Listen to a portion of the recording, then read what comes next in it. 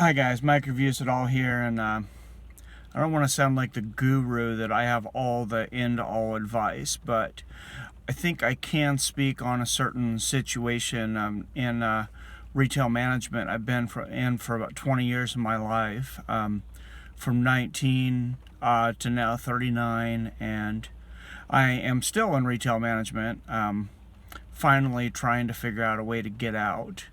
But I want to talk to people not just in retail management, in the tech world, and not just employees that are looking to move up or middle management, but to executives and things too.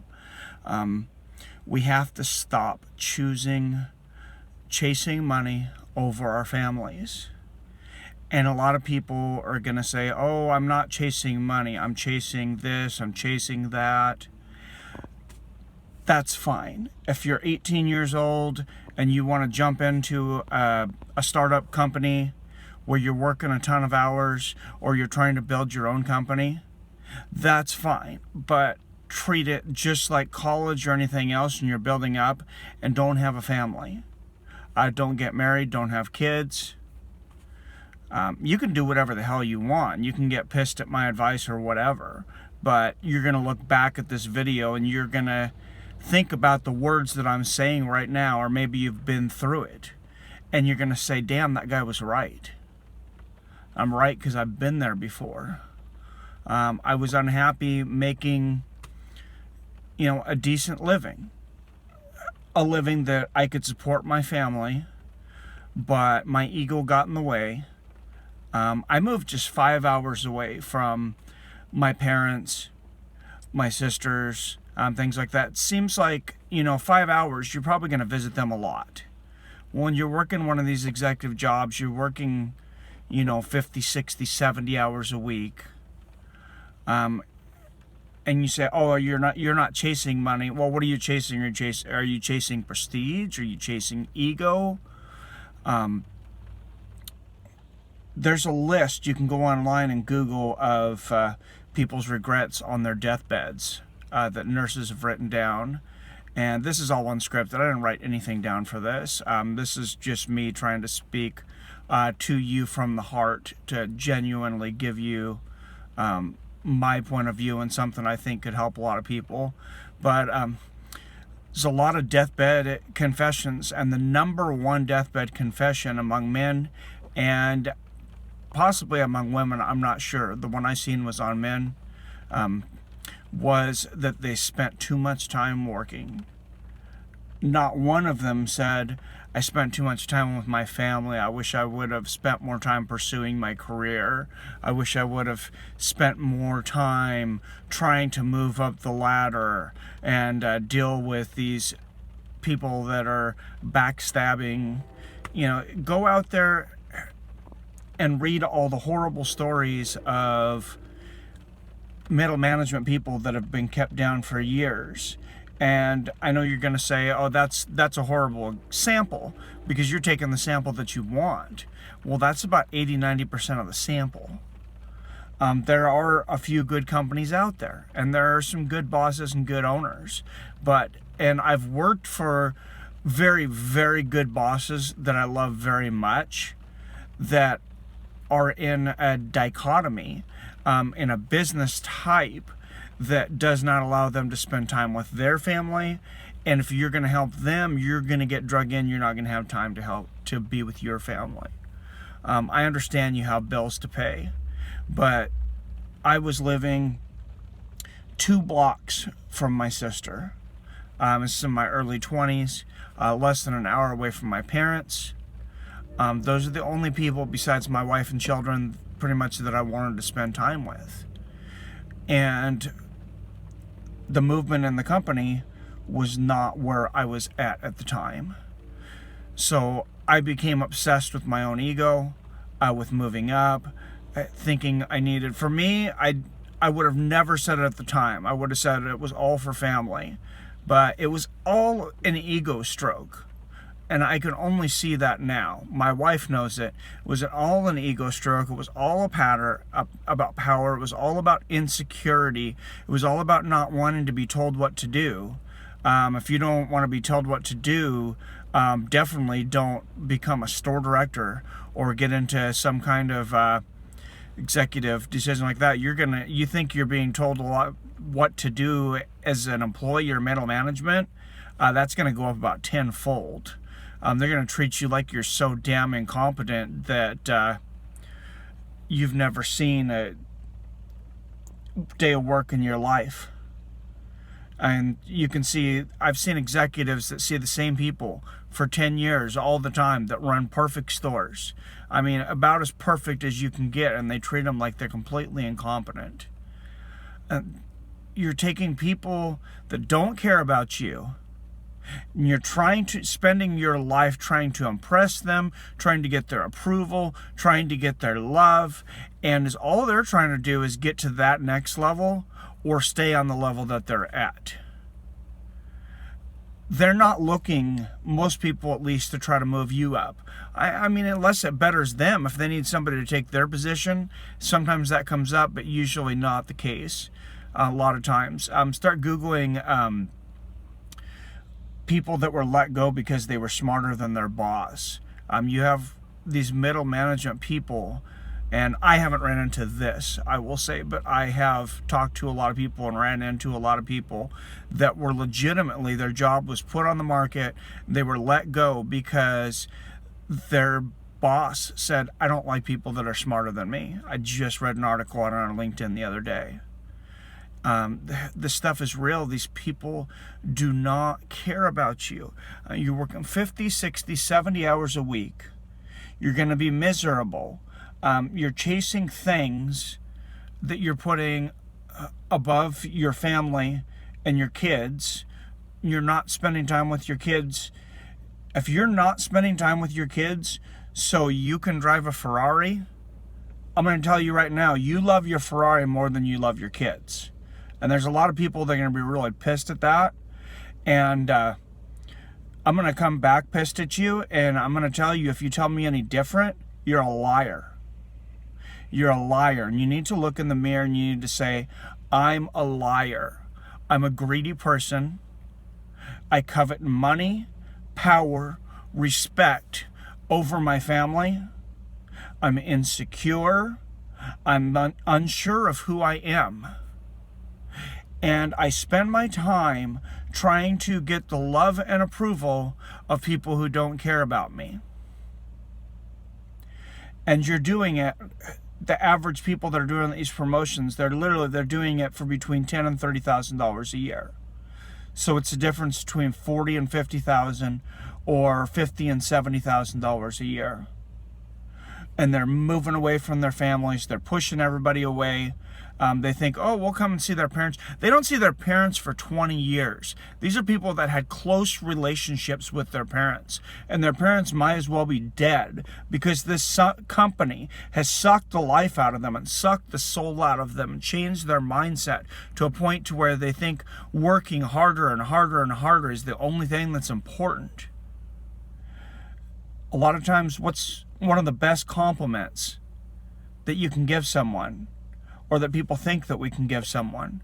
That person's a hard worker. That person's a striver. That person's a go-getter. I would say in life that phrase is used 20 times more than that person's a good parent. That person's a good father. That person's a good husband. That person's a good wife. You think the high divorce rates don't correlate with with the situations that we're putting ourselves in? I'm not against moving up. I'm not against bettering yourself. But you really got to think about the sacrifices that you're taking. If you decide you're going to move away from your entire family, you need to decide, basically, you're hours away. You need to really look down and break it down like on a spreadsheet. What are the odds that I'm going to get to see my family? What are the how often and how important are they? Okay, I'm going to get to see them 10% of the time. I don't want to, or I'm going to get to see them once a week. So for the other 51 weeks a year, they might as well be dead. You're saying my family might as well be dead to me because my career, my employer, my job is more important to me than my family, to the point to where I'm going to wish them dead for 51 weeks a year. That's a sad truth. That's a very sad truth. I follow MMA a lot. I know it alienates some people, but a UFC guy, Rampage Jackson, very, very successful in MMA. Multi-millionaire, known all over the world in the MMA community, huge in the United States, Japan, Brazil, anywhere he goes. I mean, the guy can have basically any friend he wants. He could have any woman he wants. He could have any job he wants. He can buy any house, any car. Recently, he said that he wishes he would have stayed in, it was either Mississippi or Missouri, but he said that if he could have stayed there and spent time with his cousins and his family, he would have taken that over all the millions and all the fame and everything in the UFC. He said his worst regret in life is, he said, he wishes he would have never been successful. He said he wishes he would have never left his family and become one of the greatest mixed martial artists in the early days of the UFC, probably in fighting history. You got to be happy. At the end of the day, money's not going to make you happy. A badge that says you're important, it's not going to make you happy. Maybe you didn't get that pat on the back from your father as a kid. Maybe you did. I don't know. But we live in a society, and I'm not trying to blame you, but we have to take some responsibility for the decisions we make as well. We're in the society. You're commuting 2.5 hours each day, you're working 10, 12 hours a day, and your son doesn't know daddy. Why do you think that is? Well, I'm striving, I'm working hard to make him a better life. Those memories you make with your child when you're young, that's what they're going to remember for the rest of their life. That's what they're going to remember when they're 50 years old talking to their children and their psychologist. Whether dad showed up at the band rehearsal or the band recital. Whether dad showed up and helped coach the wrestling team or was just there for support when their kid was in the choir or at their football game. They're not going to remember that, most likely, that dad scored the big deal in the merger, or dad broke the company week sales records for his division, which I did. I was very successful. I was in a company. I broke the all-time record. I mean, I was in charge, but I won't say I, but my team of 150 to 200 people, we broke the all-time record for a company that's very successful, been around for a long time, for sales in a week. And do you think I got any thanks? Actually, I came in and people criticized my store. Executives criticized every single thing in a store that was literally 99% perfect. All my peers are bragging about how great the store is. They can't believe how much business we did. And is all I get every day is ridiculed for 2 hours at the end of the day of busting my ass for 12 to 14 hours. And then at the end of it, for that, what did I get? I got a silver coin. I got a 1 pound silver coin that was worth about $25. I want to make you an offer.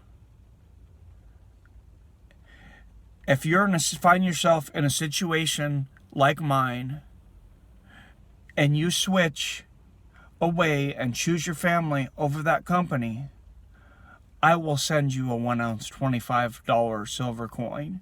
You send me the information, your situation, and what you did, some way to prove it to me, and I will send you a $25 coin in the mail. I promise you.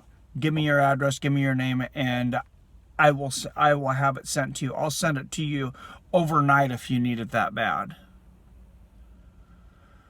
But I ask this country and our citizens, our mothers and our fathers, please stop choosing your jobs, your careers, your companies. Stop choosing money and egotism and things, cars, bigger houses, over your children, over your spouses. Your spouse probably wouldn't be cheating on you if you weren't gone 14 hours a day. When there's a need there, they're going to find a way to fulfill it. I'm not justifying adultery or anything like that. Your kid ends up on drugs and you're working and you're not in the house for 15 hours a day.